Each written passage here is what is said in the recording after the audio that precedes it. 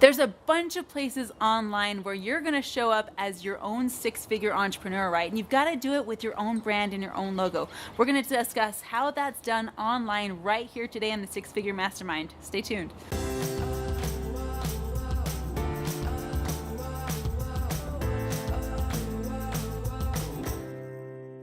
Okay, so you have watched our other video, I hope, about what a brand is and why you need it for your business. Now we're going to talk today about how to build your personal brand specifically online. There's a couple of resources I'm just going to mention here as we go through. You might want to open up a new tab and check them out as we're talking. The first resource I want to give you is something called 99 Designs. Okay, 99 Designs is an online freelance brand building site that you can go to and have people essentially vying for your business. So when you kind of get what you want your brand to feel like, what you want your logo to feel like, how you want that put together, head over to 99 Designs and check out that amazing team of people. What they're going to do is build that logo for you. They're going to give you examples of what it'll look like in print, examples of what it'll look like 3D. They're a great team of people. So utilize that resource as one of your top dogs for actually getting your logo pushed out the door.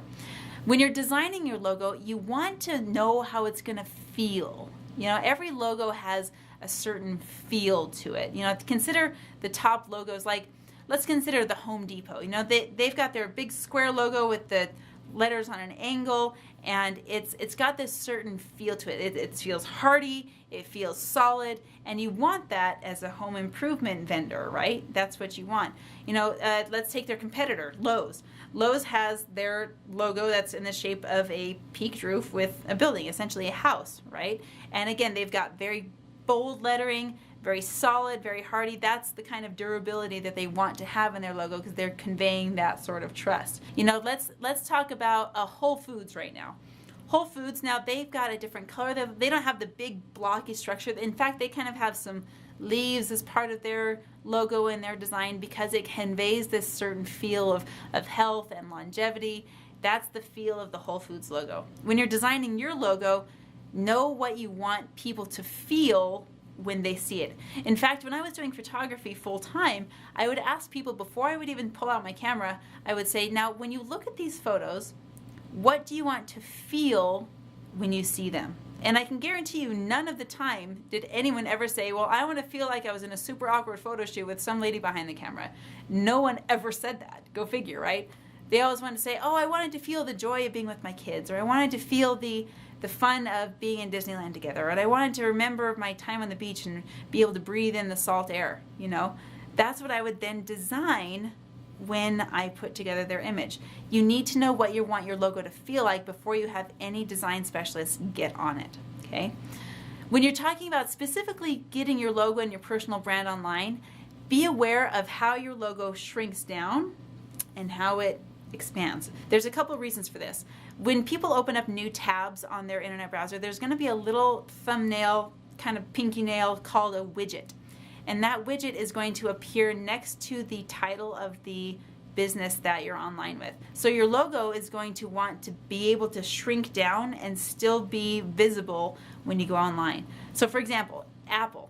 They have a logo that's just an apple. When you shrink that down, it still works. It's just a little apple and you'll see it on the tab.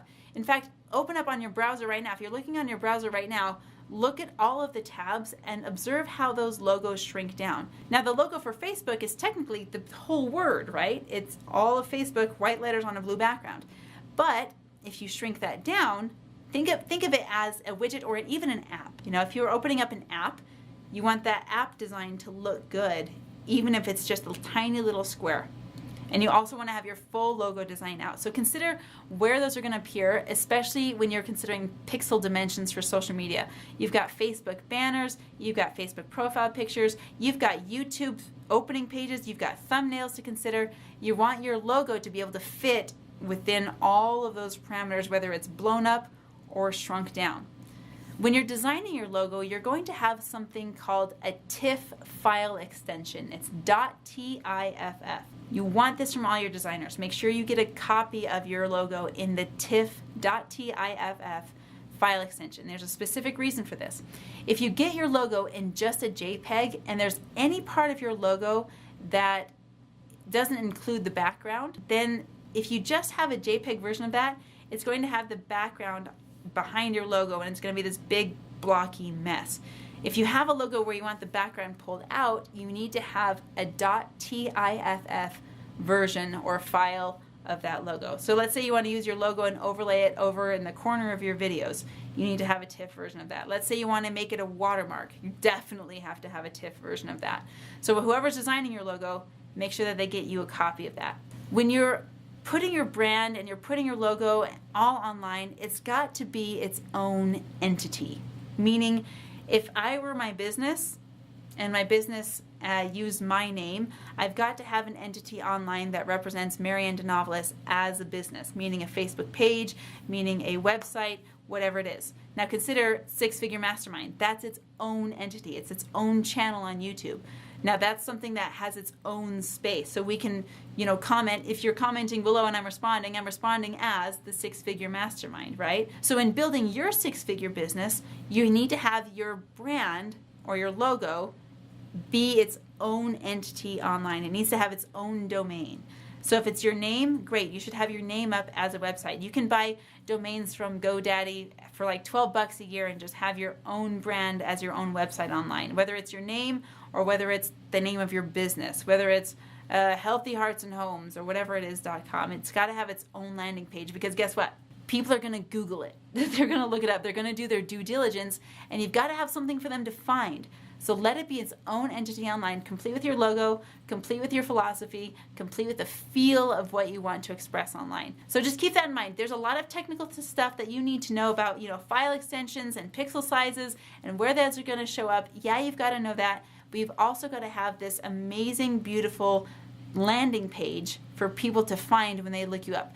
A tip for this is my top tip for you, look yourself up on Google and see what you find. If you don't like it, put better content out there. If you do, you're doing a great job. Okay, yeah, you've got your Facebook profile going, you got your Instagram profile going, all of it's gonna be branded with your stuff now. So hit the subscribe button and I'll see you tomorrow.